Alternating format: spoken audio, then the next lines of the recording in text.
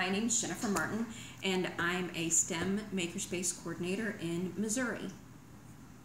I use the National Geographic Education sites for many project-based learning with my students. I have many multi-age, so I've worked with pre-K all the way through 12th grade. This project is really meant for 6th through 12th grade, although it could be adaptable. I have used in National Geographic the giant maps, printable maps, the design your own maps, your own floor maps, and the cultural websites. This project, called the Model UN with Maps, uses the one-page maps system. The purpose of this project is to elevate conversations in civic discourse and expand participation in global citizenship.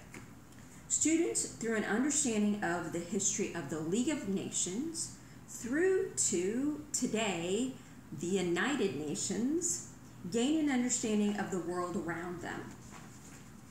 They delve into how the environment and the geography of an area affect the human rights of the citizens that live in those areas.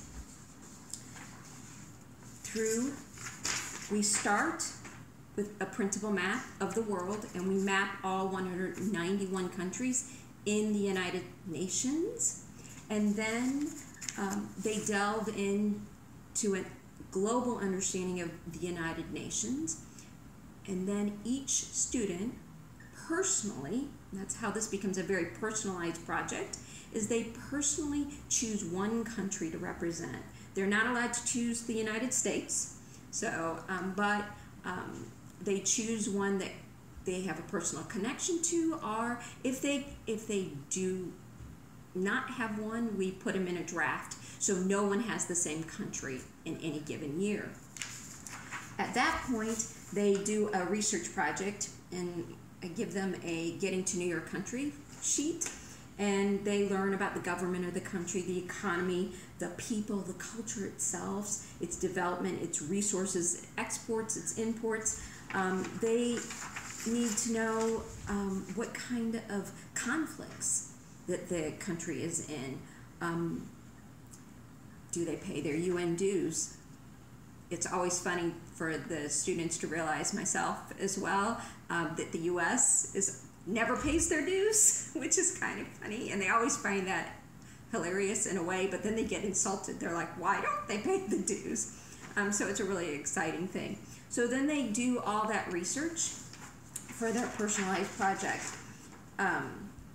Then they get to do a resolution, and that's when we get to learning about issues such as racial discrimination, human rights, women's rights, children's rights, and they choose a topic for the resolution, again, personally, based on all that research that they had about their country.